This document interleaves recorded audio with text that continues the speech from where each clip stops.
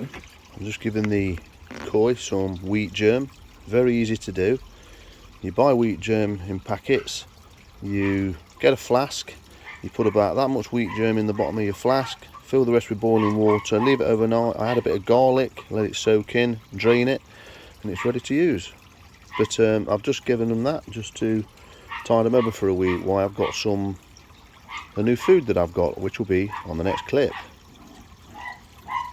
The pond's looking okay, very clear, things are looking good, dogs yapping.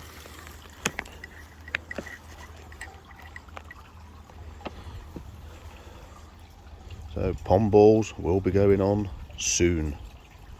Pond temperature is about 12 degrees C at the moment. So what I've got, guys, this week, I've got some products to trial. I've got the, it's by Crystal Clear, and it's called RapiClear Flocculant. Clears pond water fast, apparently. Makes pond water sparkle, apparently. Safe for all aquatic life. And 116 fluid ounce bottle treats 8,000 gallons. So I've got that to try. Paid for by myself. Foam Vegan foam remover. Removes foam in seconds, apparently. I'm going to try this. For use in ponds, fountains and statuary. Don't know what that means.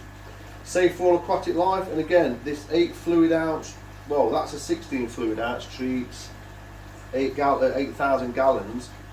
This 8 fluid ounce, which is off, treats 8,000 gallons. So I've got that. And as you know, well, I've got a bag here. So I am feeding at the moment Sake Akari Balance. On the bag, on that product, they recommend that you feed 18 degrees C minimum. This pond in here, 12 degrees C or below at the main pond, and this isn't that much below, above actually. This little one here is 12.2. I think that one is coming in at about 13.5. So I don't know whether it's the temperature things or where it actually is. So obviously the temperature is lower than what Sake Akari Balance recommend you feed at. So got me thinking. Thought, right, what's going to tide me through winter? For the koi out in the outdoor pond, I'm going to push this a bit more with Sake Balance for a bit longer, as much as I can. For the outdoor pond, the last the Wheatgerm that I've shown you, I've boiled some hot water on some Wheatgerm. It expands a bit. Put some garlic in there, crushed garlic. Let it soak overnight. Let it strain. I've been chucking some of that in for a few days, as opposed to giving nothing. Thing is with Wheatgerm, what I find is it doesn't digest very well, so you get a bit of waste as well sometimes. But anyway, I'll give them that, and I could continue doing that. It's really cheap, like like popcorn size. When you can buy popcorn, hard kernel, it's like bags that size, and you only need like a bit of a handful, and that will last probably a week. And you could put garlic powder in there and do your own thing. So there is that option. You could just buy Wheatgerm like people do, but I'm not really an advocate of going to Wheatgerm. I just think feed them when they're active, and that normally for me is about, once you get to about 8 degrees C, I find they're not really interested. So you then stop feeding, and there might be a week or two it's 8 degrees C, then it might gradually go back up. You leave it, it might go back up to say 9, 10. Then you throw a bit more in of some appropriate food and just keep ticking over. Before you know it, we're back into spring, we're back into the season again. However, I've got this Aquasource, done a bit of research and stuff. I was looking at the Sake Akari Balance, but that was coming in, I'm sure it was like 24 quid a kilo, 25 quid a kilo, and I thought, no, I'm not doing it. I'm not going to throw in a really expensive food and I've not got the temperatures. I don't see the point, because you're throwing in food, but you're not going to get no growth. So what's the point? You're throwing money away as far as I'm concerned, unless you've got the heat, the food, the water and all that stuff, you're prepared to heat them. So what I've got is Aquasource Balance Plus, and I've got floating and sinking, a 50-50 mix, and this came in at the price I got it for off eBay, for 3 kilos was working out at £15 a kilo.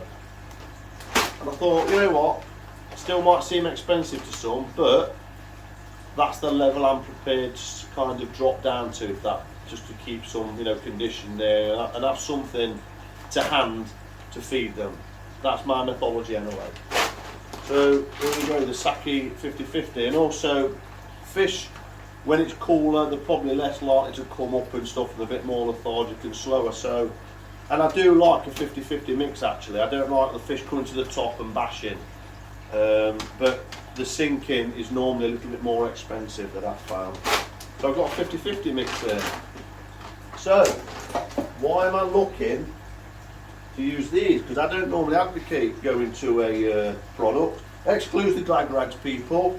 Got my beekeeping t-shirt on and my crappy trackers, because I'm going to be in here cleaning my pond filter out and stuff in a minute. So, why? Why am I looking at these? Why do I look for these products? I'll show you. Let me show you. I'll show you now. So I'm looking to the product because of this. I've actually got foam, and you can see the colour of it. It's obviously DOC'd. There's all organic compounds. I'm trickling water in there, but I'm getting this like discoloured foam on the top. Now, part of this is, there's a long poop there as well, look. So half of this is obviously the load in this pond. I think this is 2,000 litres, and there is about 6-7 fish in here. You can just see them down here. And I got a new fish, which I'm going to cut into this video, from Gatwick Koi.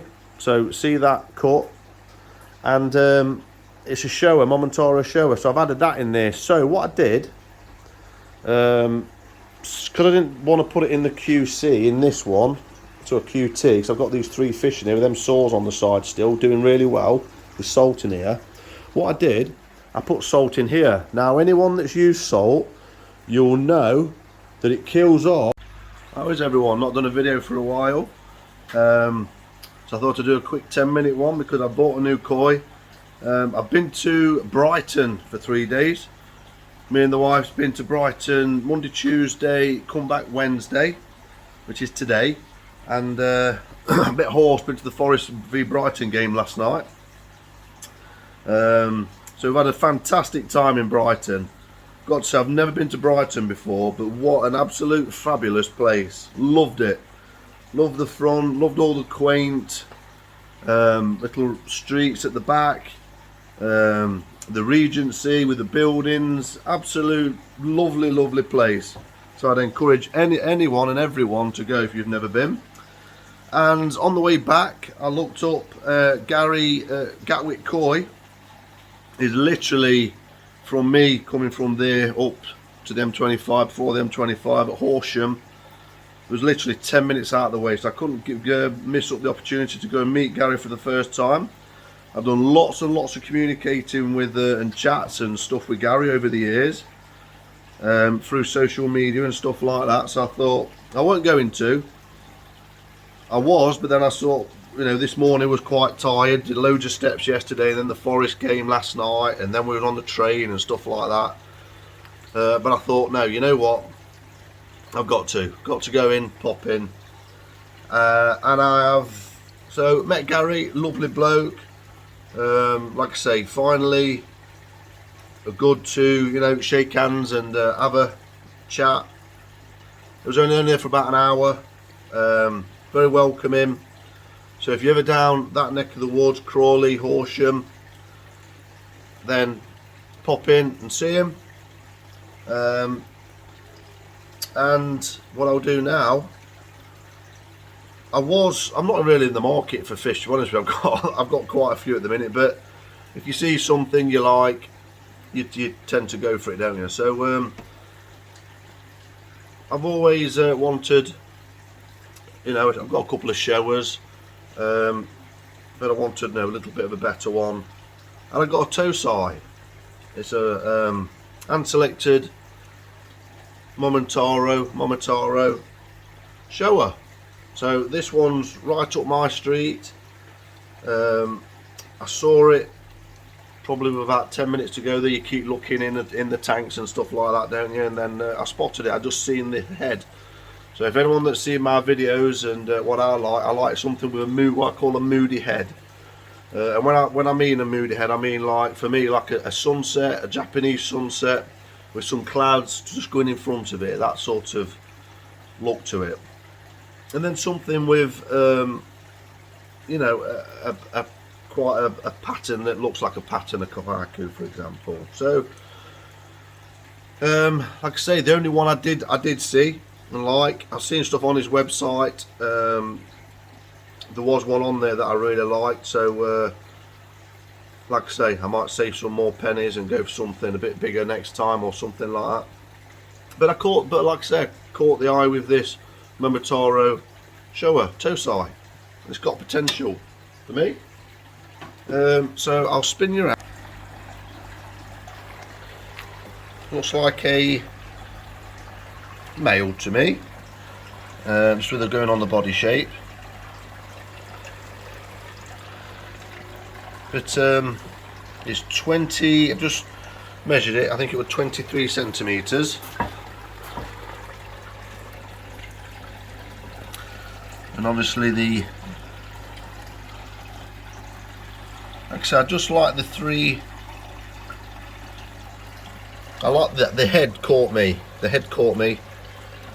It's the head that got me, and also the Benny looked quite, you know, like that reddish tinge as opposed to quite light and orange. So the Benny caught me. In terms of the four, if you want to call it, 4-step, there's like 1 here, 2, 3, 4, and they do jump at this age. You've got to be careful. But the head pattern more than anything caught me, just with that. The white's quite nice as well.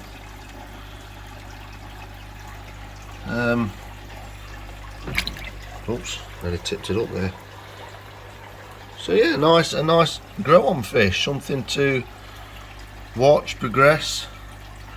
There is some development underneath there coming, and anybody that's seen showers or Sankey and things like that, they do develop. So, but yeah, the head just caught me. That's got that moodiness that, you know, hopefully will progress, get deeper, more ink-like. It's still quite patchy at the moment and light. Look, it looks darker from above, but it's not. So obviously it's nowhere near finished yet, and you can see the underline here. So hopefully that could develop. But like I say, with any fish, you just, you know, you don't always know, but there's always developing down the side there. Look, it's not really knitted in yet, but it's looking greyish. But yeah, it looks like it's going to be a fun fish to watch and see on the progression. And also there's a little bit on the tail tube here. So yeah, from above, like I say, it's not the biggest of fish, so it probably could do with, you know, some heat and food and things like that. So it's going to be probably a bit of a struggle for me this year, because I've got a heater on this grow on here, or this QT tank, but this one I haven't. And then also with the cost of electricity and all that sort of stuff, it's going to be a challenge. But like I say, hopefully can do it justice and see what winter brings, and take it from there. The actual colour of the Benny, actually, now I've got it here, is actually better than what I thought. The light in my greenhouse at the moment is quite natural, so it's showing quite a nice, like I say, that red Benny, so hopefully that don't go. The pattern is not, the Benny is not all, you know, really sharp or anything like that, but I'm hoping that they might, you know, develop. And it is down here, it's quite nice. Here it's quite nice. The head is quite nice, so we'll see. The back is quite nice. So yeah, so from above, to me it looks a nice fish. I like it anyway, catches my eye. And who knows with that head what is going to happen there. Hopefully I can get it to what this Karashigoi is. Sorry, the Karashigoi is in my grow on tank next to me. This one here, which is at 50-55 cm at the minute. So if I can get that to that size, I'd be happy even if it stopped at that size, if I'm honest with you.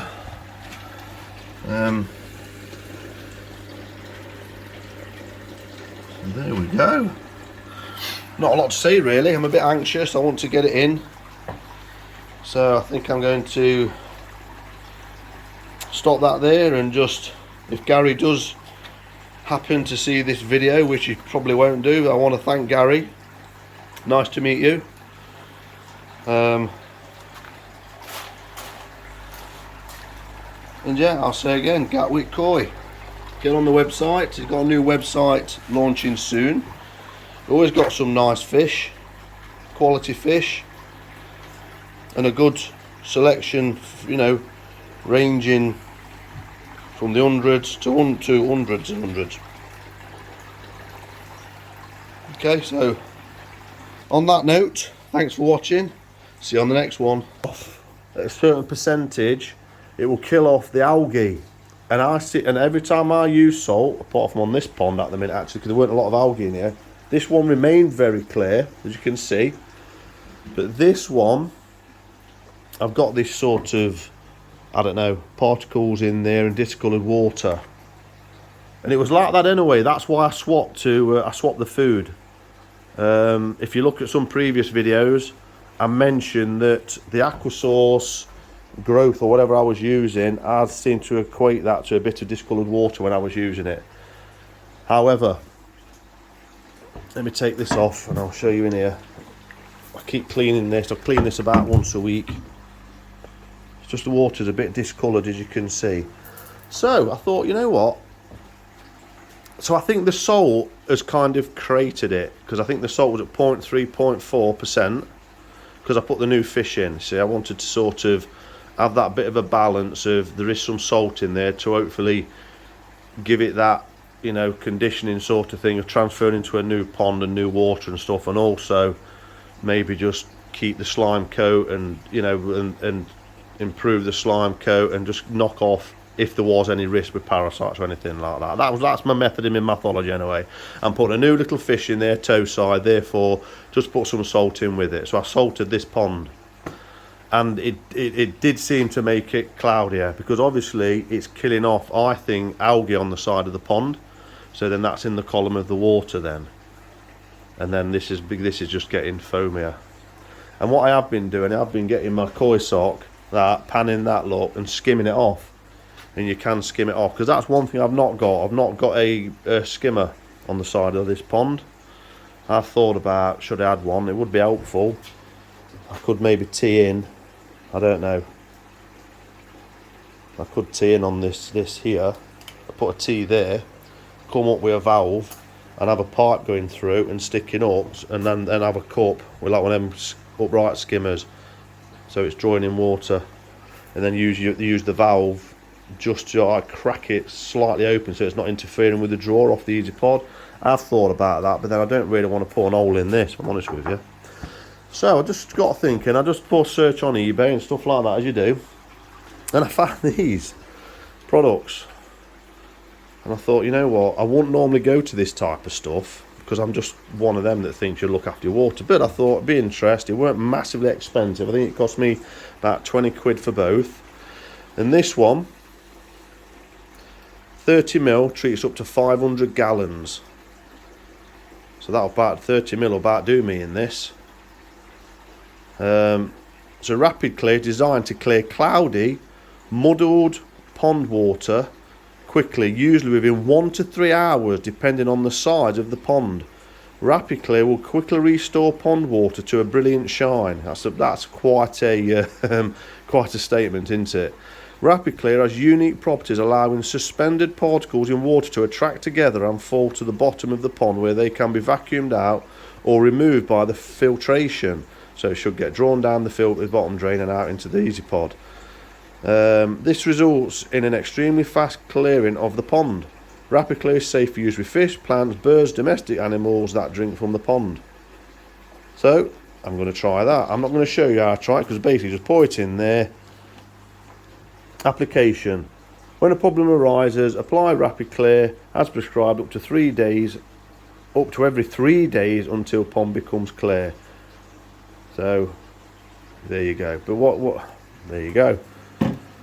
This is foam Begone, foam remover. So what do we do with it? I thought it'd be interesting, because I've got foam on here. Will it remove it? I'm very sceptical with this stuff. Will remove foam from water within seconds of application. Foam is usually caused by excessive organics present in pond water. That's what I've already said, and that's definitely with this, because they die off with the algae, the food, the waste, the poo, stuff like that. The overloading of the pond. There's just too much going on in there. So even though you're removing particles, or most of them, it's actually it's that fine. It's in the water column. And it's protein as well, because obviously protein's going into, there's proteins in the water, hence people sometimes have protein skimmers and the like. So protein foam can be harmful and should be removed quickly. Foam Begone is safe for use with fish, plants, birds, same with the other one, and domestic animals that drink from the pond. 30ml treats 1,000 gallons. Okay, so for best result, since foam is usually an indicator of heavy organic loads, it is best to apply strong bacteria and enzyme supplements such as our Clarity Max to remove unwanted organics. Failure to use a directed or sudden change in water conditions not consistent with label may result in loss or injury to aquatic life. So there's probably, like saying, overdosing and stuff like that. So what I'm going to do, I'm going to clean my filter, get a pull from the bottom drain, clear it out, and I'm going to come back and I'm going to put the foam Begone in, and then I'm going to measure, work out how much I need for this water, measure my pond volume and all that stuff. I'll find out on my notes what the pond volume is. Apply the foam Begone, and then I'm going to start using the RapiClear. But I'm interested with the foam Begone. I thought that would be interesting because it reckons it'll be gone in seconds, but I don't think it will. But let's see. We'll come back. I'm not going to show you how to clean my easy pod and all that sort of waffle. I'm just going to go and do that. Okay. See you when the foam Begone is going in, and we'll see if the foam is or will be gone. So I'm back. The easy pod has been cleaned out. So the media's had a 10-minute boil. Valves are all back on, pumps back on. You can see the water level is low. I've got tap water going, and I'm not using prime anymore, because this is a liquid version of, apparently, Seachem Safe. And this is a powdered form, but it is a lot more, goes a long way. It really does. So this 250 gram treats 240,000 litres. And that was, I think, I can't remember, it weren't more than 20 quid, I don't think. And then this 500 ml treats 20,000 litres. So as you can see, that's in the powder, that form. And this does the same job, look. Removes chlorine, chloramine, ammonia. Detoxifies nitrite, nitrate. Same claims on there. I've really advocated prime. I've said it in my videos before. I know you can get sodium thiosulfate, which is quite cheap, but that puts ammonia in the pond. It transfers to ammonia or something like that. So I don't use that anymore. So that's my go-to anyway. So the foam be gone. I've measured it out. There it is. The water was about 12.5. Oh, it's not what it is. Yeah, still the same, 12.4. The obviously it's been agitated a bit more. I've hosed round the edges. The tap safe, not tap safe, Seachem safe has already been put in. I literally only needed half of that. Amazing stuff. So you've still got foam in here, look. Still got the particles, and after about 3 days it will build up again. If I were to leave this, it would look a lot better, it really would. But then after a few days it kind of builds back up. So while it's filling up, I thought the bottom's up, let's get it in. So there's the amount that I need. It's like a thick cream.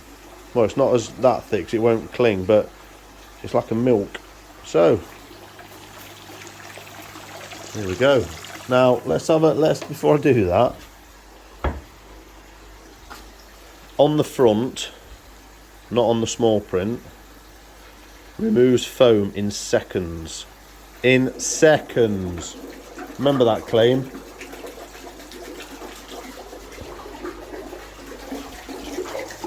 We can have a debate of what's foam, can't we? So I'm just going to put that in here. Agitate that with here, that's why I've done it with a tap.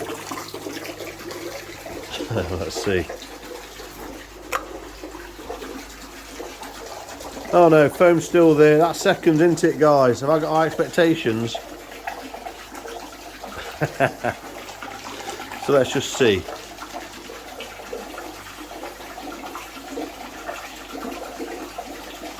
Well, I don't know whether you've noticed, whether it's my eyes.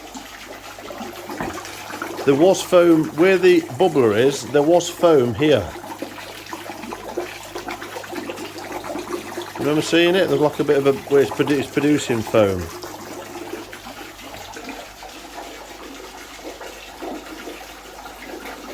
So what I will do, obviously I can't tell, but you may be able to tell because you're going to see the shot video, so you're able to scroll back and actually see, is there any difference with their claim?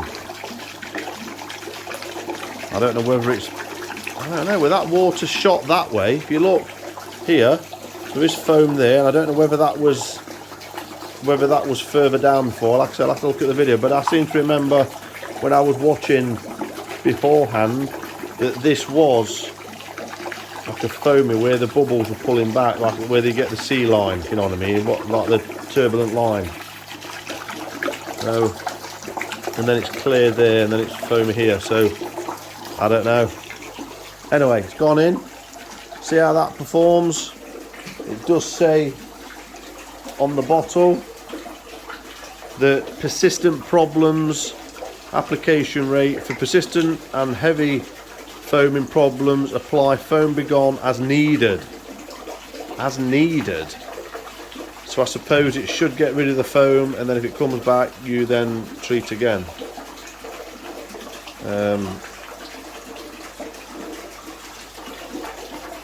Even though it's the same company, and I would have thought that mixing these shouldn't be too much of a problem, but it says on the back, do not use other chemicals while treating with this product. Failure to use as directed or sudden change in water conditions non-consistent with label may result in loss of injury to aquatic life. So I'm just going to leave that sort of whatever it needs to do, and then I will use this. I might put this in tomorrow.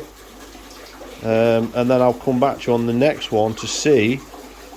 Apply RapiClear as prescribed up to every 3 days until pond becomes clear. So I will do that. I should only need about 15 ml in that. No, treats 500 gallons. So I think that's about what this volume is, so 30 ml. So that will last me a good few treatments if needed. So let's see, and hopefully that will clear up the water look. Do you see the water? That's what I mean. The foam is kind of going, I think. Let me just agitate this. That might not be helping. The agitation, it can't like mix in, can it? So I'll see how that goes.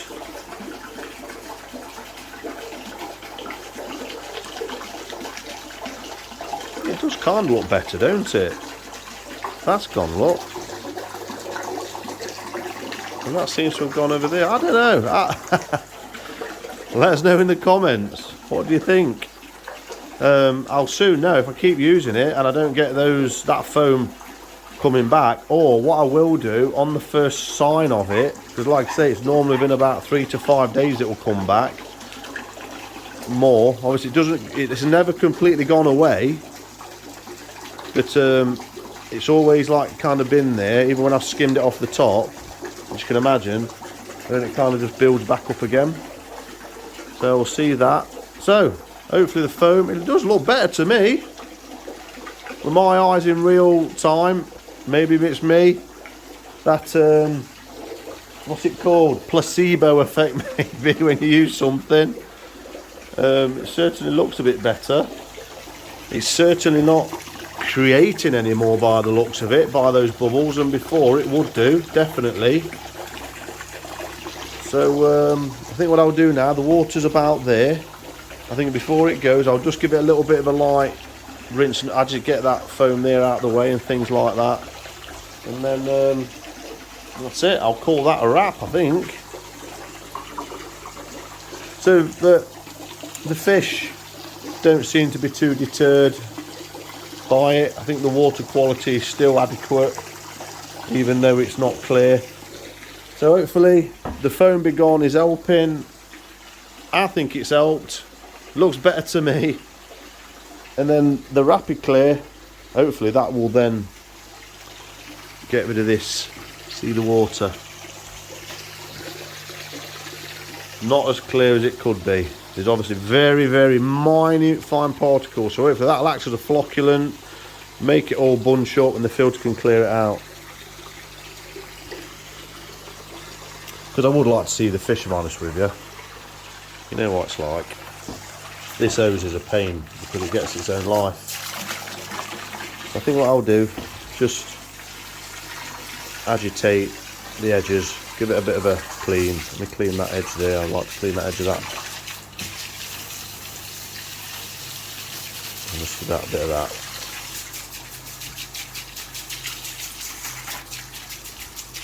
There we go. Oh no, now I'm stuck. So, thanks for watching. Put your comments where they're meant to go, as you know. And, oh my God, this is a challenge.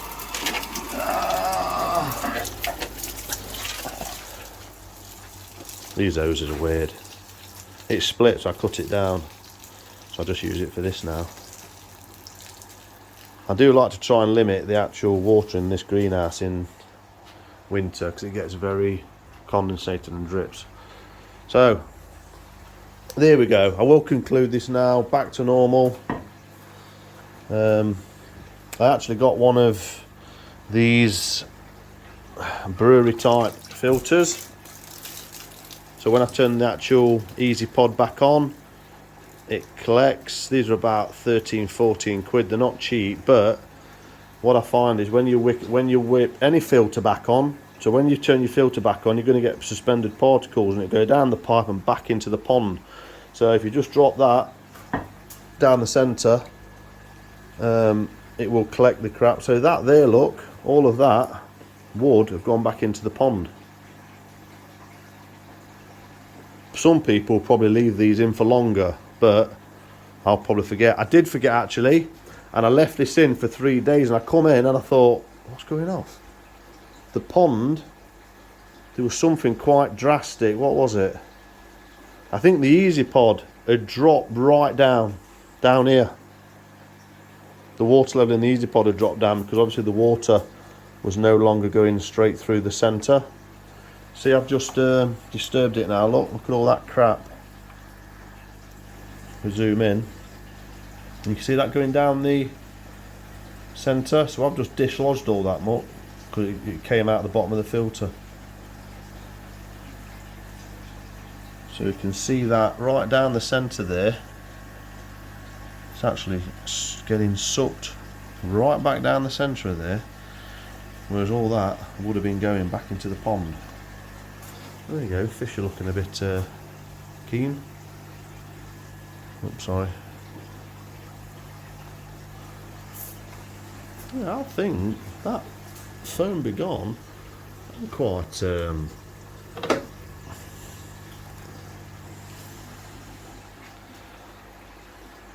impressed with that.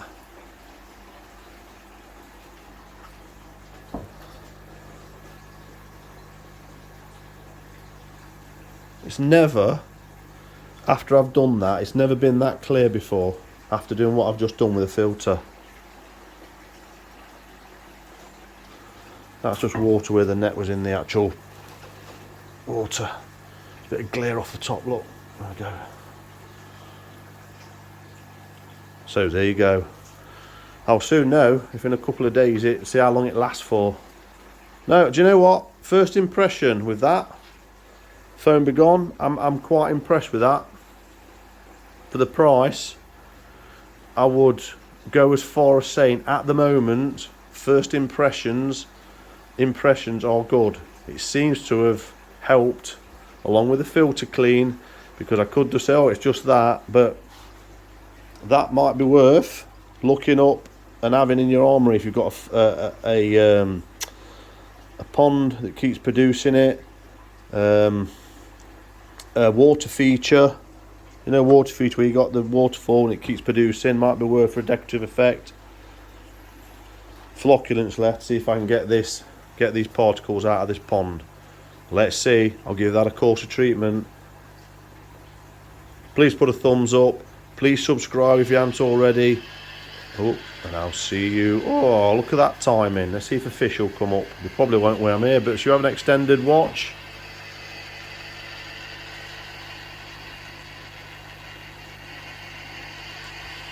That seems a lot, but it does that 3 times a day. That feeds are timed. Come on, 3 times. I could up the amount, but I've actually halved it quite a lot. I would imagine that the fish are probably not going to come up because they can see me here. I normally stand in this corner. Let me see if they do. Let me stand here. Koi are obviously creatures of habit. They look at, obviously they can see shadows with light, things like that. I can see from here where I'm standing, I can see sort of them under the water surface a couple of feet down. I'm hoping they might come up. I bet you the one that does come up, it normally is the Achiba.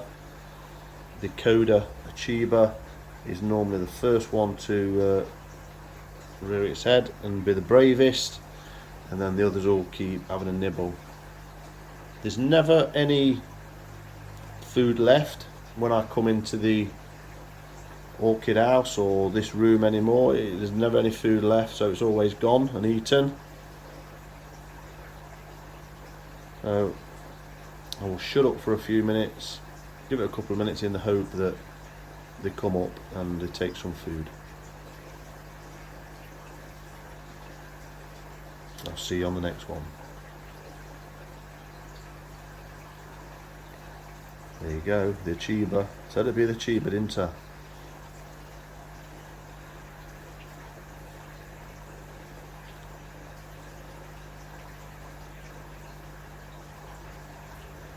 Achiba's coming back, look. See his big fat head coming up. There's the Coda Showa, the Butterfly Koi and the Coda Goshki, and there's the Karashi Koi down there, look. I've not seen the new koi come up yet, but it is in there. I keep looking.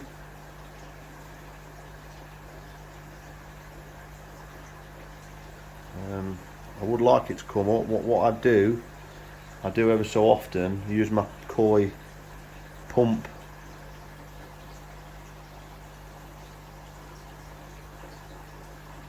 Take the air out and make it sink in so it goes to the bottom. So there's some food and smaller food for the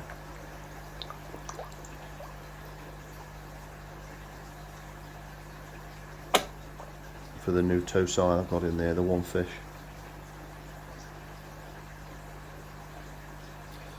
The koi in here have done really well, really well.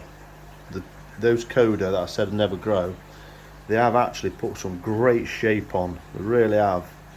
They've really got, you know, that hump on the head that you get in decent size, you know, in decent koi. Lovely to see. They have developed that more this last few months. Chiba again, look. Look at that chiba. Look at its head and its shoulders, look. Really has improved. I don't know whether that's the sake balance. I made an error earlier when I said £25 a kilo, because it wasn't sake balance I was actually looking at. So just a bit of a correction, it wasn't sake balance I was looking at. I've got sake balance now, and I paid £150 a sack. So I think that obviously works out at £15 a kilo, which is a brilliant price. I think it was that. Can't remember. Yeah, I think it was. And so, but looking at a all-season sake, I think they've got an all-season out there. The prices I'm seeing at the minute is really high, working out at, like I say, between 20 and 25 pound a kilo. So there you go, we've seen the fish. Let's conclude that. Thanks for watching. The foam has begun. There's these in there, those three. Thanks for watching. This is Kenty's Koi Kicks. See you on the next one. Any questions or anything you want to chat or do a video about, then please put a comment in there. Thank you very much. Hope you're all okay. See you soon.